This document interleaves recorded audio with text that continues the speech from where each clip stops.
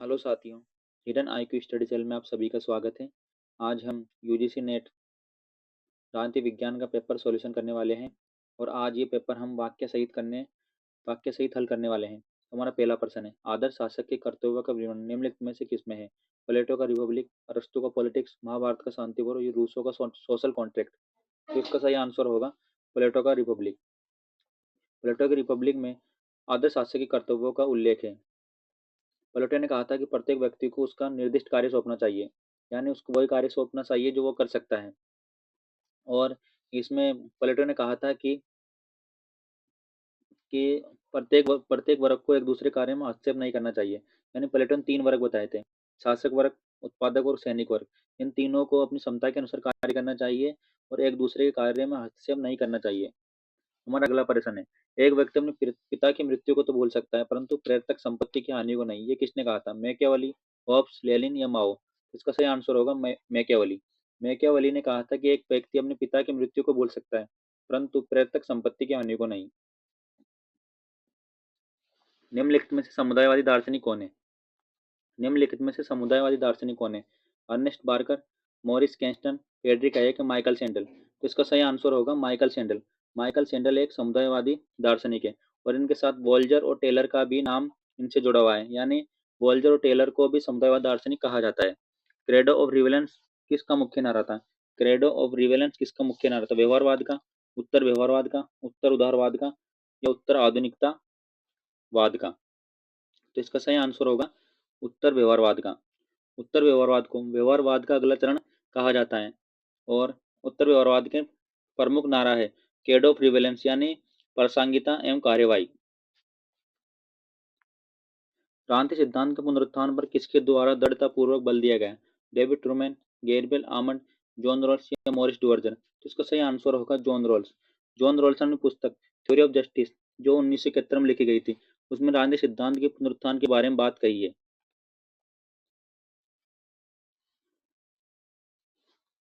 निम्नलिखित में से किसने अपने अवधारणात्मक ढांचे में गोल चेंजिंग ऑफ लर्निंग की अवधारणा का उपयोग किया था? कार्ल ड्यूस, डेव डिस्टिन, हटीगटन या फ्रेडरिक्स? तो इसका सही आंसर है कार्ल ड्यूस। कार्ल ड्यूस ने ही गोल चेंजिंग और लर्निंग की अवधारणा का उपयोग किया था। कार्ल ड्यूस एक संचार सिद्धांत से संबंधित विचारक है। निम्नलिखित में से कौन सा अमेरिकन संवैधानिक व्यवस्था का हिस्सा नहीं है? जैव निषेधाधिकार, सामूहिक उत्तरदायित्व, सीनेट का शिष्टाचार या फिलिबस्टरिंग? तो जैव निषेधाधिकार अमेरिकन संविधान व्यवस्था का हिस्सा है, सीनेट का शिष्टाचार भी है, फिलिबस्टरिंग भी है, जबकि सामूहिक उत्तरदायित्व नहीं है। तो हमारा आंसर होगा ऑप्शन बी।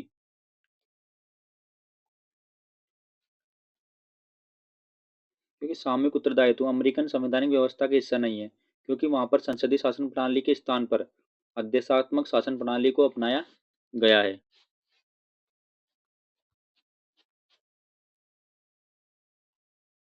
निम्नलिखित में से कौन संसदों की जननी कहलाती है? भारतीय संसद, यूएसए कांग्रेस, ब्रिटिश संसद या स्विट्जरलैंड की संघीय सभा? तो इसका सही आंसर होगा ब्रिटिश संसद। ब्रिटिश संसद को संसदों की जननी कहा जाता है।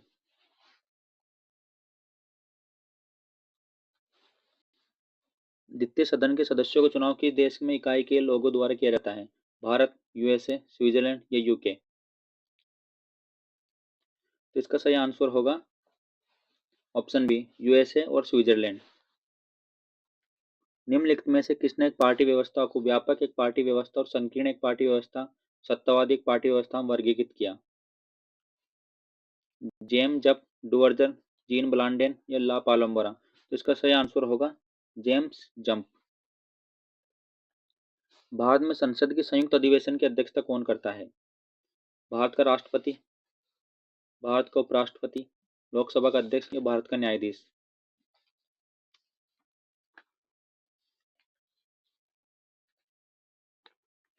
तो इसका सही आंसर होगा लोकसभा का अध्यक्ष। लोकसभा का अध्यक्ष संसद के दोनों सदनों की संयुक्त बैठक की अध्यक्षता करता है। यानी सामान्य विधेयक के संदर्भ में जब कोई दोनों सदनों में गतिरोध उत्पन्न हो जाता है तो राष्ट्रपति अनुच्छेद 108 के तहत संयुक्त अधिवेशन बुलाते हैं जिसकी अध्यक्षता लोकसभा अध्यक्ष करता है। न्यूनतम जनसंख्या बताइए जिसके नीचे संविधान के 73वें संविधान अधिनियम के प्रावधान के अनुसार मध्यस्थ स्तर पर पंचायतों का गठन नहीं किया जा सकता। 20 लाख, 25 लाख, 30 लाख या 35 लाख। तो इसका सही आंसर होगा 20 लाख। निम्नलिखित में से कौन स्वराज पार्टी संबंधित नहीं है? मोतीलाल नेहरू, सी आर दास, वल्लभ भाई पटेल या विठल भाई पटेल। तो इसका सही आंसर होगा वल्लभ भाई पटेल।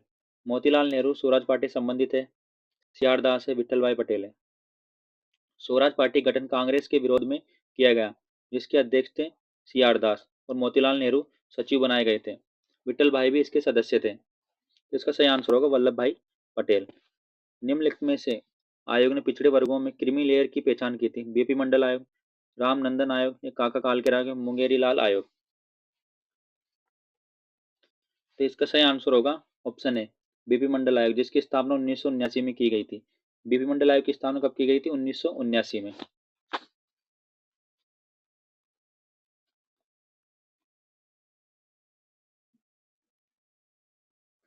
निम्नलिखित में से कौन भारत में संघ राज्य संबंधों संबंधित नहीं है? राजमन्नार समिति, सरकारी आयोग, पश्चिम बंगाल सरकार ज्ञापन, इंद्रजीत गुप्ता समिति। तो राजमन्नार समिति की स्थापना हुई थी 1969। राजमन्नार समिति 1969। सरकारी आयोग 1983। सरकारी आयोग 1983। पश्चिम बंगाल सरकार ज्ञापन, पश्चिम बंगाल का सरकार का ज्ञापन 1977। तो हमारा प्रश्न है भारतीय में संघ राज्य संबंधों संबंधित नहीं थी। तो इसका सही आंसर होगा इंद्रजीत गुप्ता समिति। ये चुनाव सुधार से संबंधित है। स्पिल ओवर अधिप्लावन के उदाहरण किस सिद्धांत में मिलती है? स्पिल ओवर या अधिप्लावन के उदाहरण किस सिद्धांत में मिलती है? सिक्योरिटी कम्युनिटीज, क्षेत्रीय एकीकरण, यथार्थवाद या रचनावाद। तो इसका सही आंसर होगा क्षेत्रीय एकीकरण। अंतर्राष्ट्रीय संबंधों के इतिहास में वार टू एंड वार था? प्रथम विश्व युद्ध, द्वितीय विश्व युद्ध, कोरियन युद्ध या वियतनाम युद्ध। तो इसका सही आंसर होगा प्रथम विश्व युद्ध। अंतर्राष्ट्रीय संबंधों के इतिहास में वार टू एंड वार प्रथम विश्व युद्ध को कहते हैं। प्रथम विश्व युद्ध 1914 में प्रारंभ हुआ और 11 नवंबर 1918 को समाप्त हुआ था, जबकि द्वितीय विश्व युद्ध 1939 में प्रारंभ हुआ था और इसका समापन 1945 में जापान के हिरोशिमा और नागासाकी नामक शहरों पर परमाणु बम गिराए जाने के बाद हुआ। क्षेत्रीय सदस्यता के सामान्य उद्देश्य के साथ साथ अंतरशासकीय संगठन का उदाहरण निम्नलिखित में से कौन सा है? यूएनओ, डब्ल्यूएचओ, नाटो या सार्क। तो इसका सही आंसर है सार्क। सार्क की स्थापना 7-8 दिसंबर 1985 को ढाका में हुई। ढाका में दक्षिण एशिया के 7 देशों के राष्ट्राध्यक्षों के सम्मेलन में हुई थी और इसमें 8वां सदस्य 2007 में अफगानिस्तान बना है। निम्नलिखित में से किसने नव न्याय संगत युद्ध सिद्धांत जियो जस्ट वार डॉक्ट्रिन प्रतिपादित किया? थॉम सेलिंग, बेरी बेजोन, हाइनिस क्लोड या जॉर्ज बुश। इसका सही आंसर है ऑप्शन डी जॉर्ज बुश। यानी जॉर्ज बुश ने नव न्याय संगत युद्ध सिद्धांत का प्रतिपादन किया। शक्ति संतुलन के सिद्धांत का लक्ष्य क्या है? शक्ति संतुलन सिद्धांत का लक्ष्य क्या है? युद्ध, यथापूर्व स्थिति, असंतुलन या संतुलन। तो इसका सही आंसर है यथापूर्व स्थिति। शक्ति संतुलन सिद्धांत का लक्ष्य है यथापूर्व स्थिति। एडमिनिस्ट्रेटिव स्टेट नामक पुस्तक के लेखक कौन है? एडमिनिस्ट्रेटिव स्टेट नामक पुस्तक के लेखक कौन है? तो इसका सही आंसर है Dwight Waldo. Dwight Waldo administrative state नामक पुस्तक के लेखक है और यह पुस्तक 1948 में लिखी गई थी। यानी एडमिनिस्ट्रेटिव स्टेट ये पुस्तक 1948 में लिखी गई थी और इसके प्रतिपादक है ड्वाइट वाल्डो। प्रशासन अब इतना विशाल क्षेत्र बन गया है कि प्रशासन दर्शन अब जीवन दर्शन के समीप आ गया है। ये किसने कहा? Marshall E Dimock, Paul Appleby, L D White या डब्ल्यू एफ विलोबी। तो इसका सही आंसर होगा ऑप्शन बी पॉल एपलबी।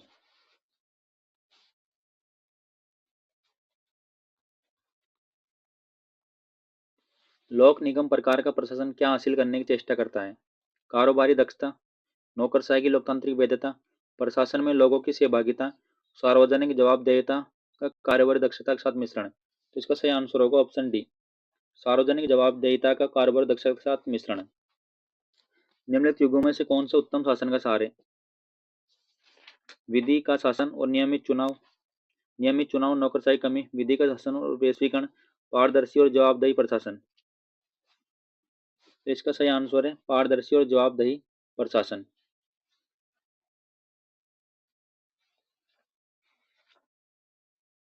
किस भारतीय राज्य ने भारत में लोकायुक्त का कार्यालय स्थापित किया? महाराष्ट्र, राजस्थान, बिहार या उड़ीसा? तो इसका सही आंसर है महाराष्ट्र। लोकायुक्त संस्था की भारत में स्थापना करने वाले राज्यों में महाराष्ट्र, उड़ीसा, उत्तर प्रदेश, महाराष्ट्र, उड़ीसा, यूपी और राजस्थान अग्रणी रहे हैं। ये संस्था राज्यों में भ्रष्टाचार को रोकने के उद्देश्य से गठित की गई थी। नीचे दिए गए कोडों को सहायता से राजनीति विज्ञान निम्नलिखित सिद्धांतों उपागमों के उद्भव का कालानुक्रमिक अनुक्रम बताइए। यानी उत्तर व्यवहारवाद, संरचनात्मक प्रकार्यवाद, समुदायवाद या नव उदारवाद, इनको अरेंज करना है।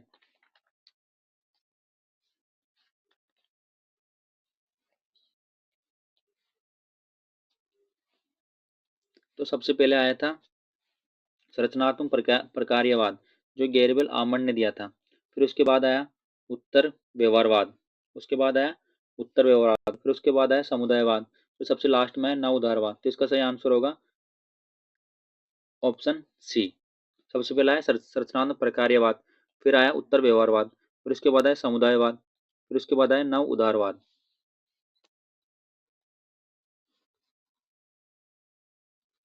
नीचे दिए गए कोडों की सहायता से निम्नलिखित पुस्तकों प्रकाशन का कालानुक्रमिक क्रम बताइए।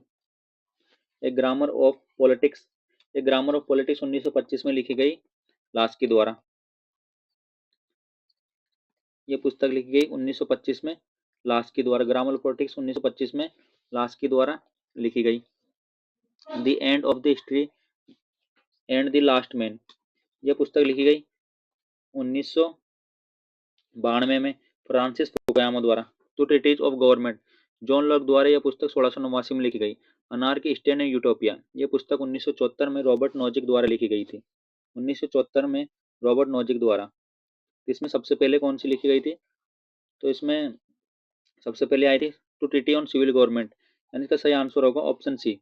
सबसे पहले two treatises on civil government, फिर उसके बाद ए ग्रामर ऑफ पॉलिटिक्स, फिर उसके बाद आई अनार्की स्टेट एंड यूटोपिया जो 1974 में लिखी गई। फिर उसके बाद आई the end of the state the last man, जो फ्रांसिस फुकुयामा द्वारा 1992 में लिखी गई थी।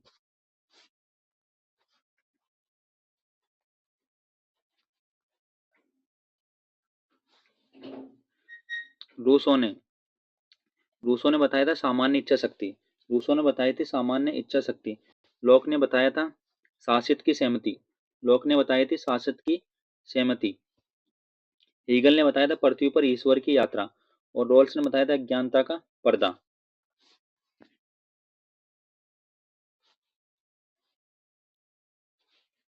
निम्नलिखित युग्मों का मिलान कीजिए और नीचे दिए गए कोडों की सहायता से सही उत्तर का चयन कीजिए।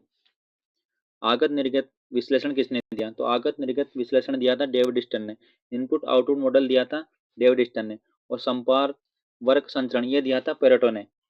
अलपतंत्र का लौह नियम दिया था रॉबर्ट मिशेल ने।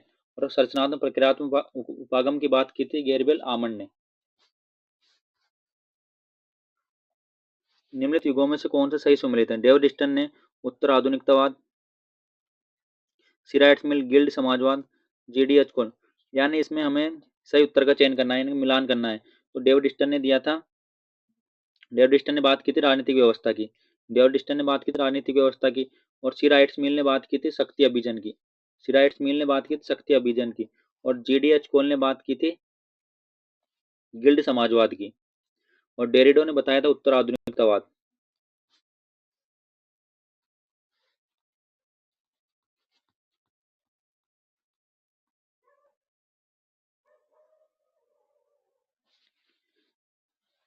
सूची फर्स्ट को सूची सेकंड के साथ मिलान करना है और नीचे दिए गए कोडों को सही उत्तर का चयन करना है। तो वैज्ञानिक प्रबंधन संबंधित है कार्य विधियों का मानकीकरण। वैज्ञानिक प्रबंधन संबंधित है कार्य विधियों का मानकीकरण। मानव संबंध सिद्धांत है अनौपचारिक समूह कार्यता। निर्णय सिद्धांत, तो निर्णय सिद्धांत समग्र में से एक विकल्प को चुनना। तो इसका सही आंसर है निर्णय सिद्धांत है संवर्ग में से एक विकल्प चुनना। फिर क्लास के सिद्धांत है प्रशासन सिद्धांतों की रचना, प्रशासन के सिद्धांतों की रचना।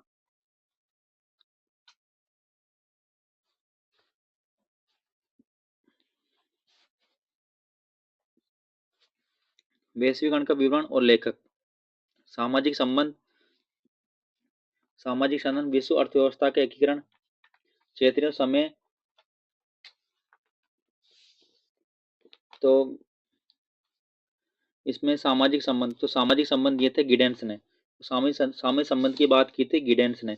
और विश्व व्यवस्था का, विश्व अर्थव्यवस्था एकीकरण, तो विश्व अर्थव्यवस्था एकीकरण की बात की थी गिडपिन ने, विश्व अर्थव्यवस्था की एकीकरण की बात की थी गिडपिन ने। क्षेत्रीय क्षेत्रीकरण की बात की थी सोल्टे ने, क्षेत्रीय एकीकरण की बात की सोल्टे ने। समय क्षेत्र दबाव की बात की थी हार्वे ने, समय क्षेत्र दबाव के बारे में बात की थी हार्वे ने। विश्व सदस्यता, वैश्विक सदस्यता एवं सामान्य उद्देश्य संगठन, वैश्विक सदस्यता एवं सामान्य उद्देश्य संगठन यह है यूएनओ, वैश्विक सदस्यता एवं सामान्य उद्देश्य संगठन है यूएनओ। क्षेत्रीय सदस्यता और सामान्य उद्देश्य संगठन यह है यूरोपियन यूनियन, क्षेत्रीय सदस्यता सामान्य उद्देश्य संगठन यह है यूरोपियन यूनियन। क्षेत्रीय सदस्यता और सीमित उद्देश्य संगठन, सीमित उद्देश्य संगठन यह है एनएटीओ। और वैश्विक सदस्यता और सीमित उद्देश्य संगठन यह है आईएलओ।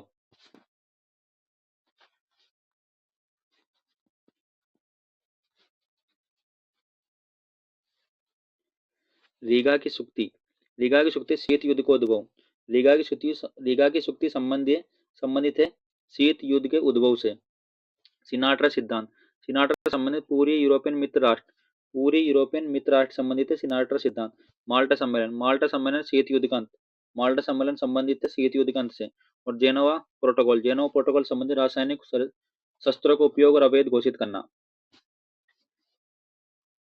गोवा की स्वतंत्रता कब हुई? तो गोवा की स्वतंत्रता हुई थी 1961 में, गोवा की स्वतंत्रता हुई थी 1961 में। आंतरिक आपात स्थिति आरोपण, आंतरिक आपात स्थिति आरोपण ये हुआ था 1975 में। इंदिरा गांधी की मृत्यु, इंदिरा गांधी की मृत्यु हुई थी 1984 में। पोखरण विस्फोट हुआ था 1974 में। निम्नलिखित में से कौन सा युग्म सही सुमेलित नहीं है? मोतीलाल नेहरू ने नेहरू रिपोर्ट, मोतीलाल नेहरू ने नेहरू रिपोर्ट, तो ये बिल्कुल सही है। एम के गांधी चंपारण आंदोलन ये भी सही है। सुभाष चंद्र बोस ने फॉरवर्ड ब्लॉक की स्थापना की थी 1939 में, यह बिल्कुल सही है। हेमंत जिन्ना ने खिलाफत आंदोलन, तो इसका सही आंसर होगा ऑप्शन बी।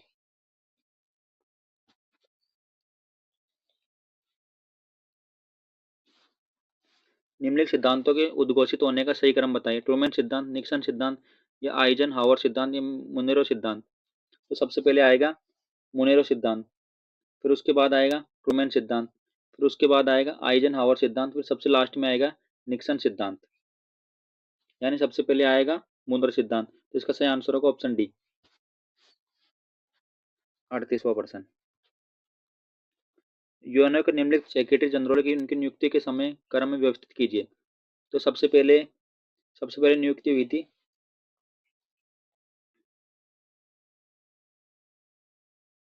त्रिगवेली की, सबसे पहले नियुक्ति त्रिगवेली की, फिर उसके बाद हुई थी डेग एमरसोल्ड की, फिर उसके बाद हुई थी जू थॉट, फिर सबसे लास्ट में कुर्त वाल्देहिम। तो इसका सही आंसर होगा ऑप्शन डी।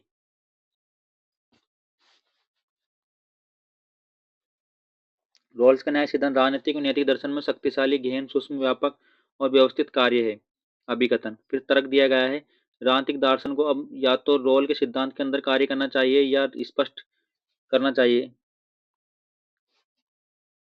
चाहिए क्यों नहीं। तो इसका सही आंसर है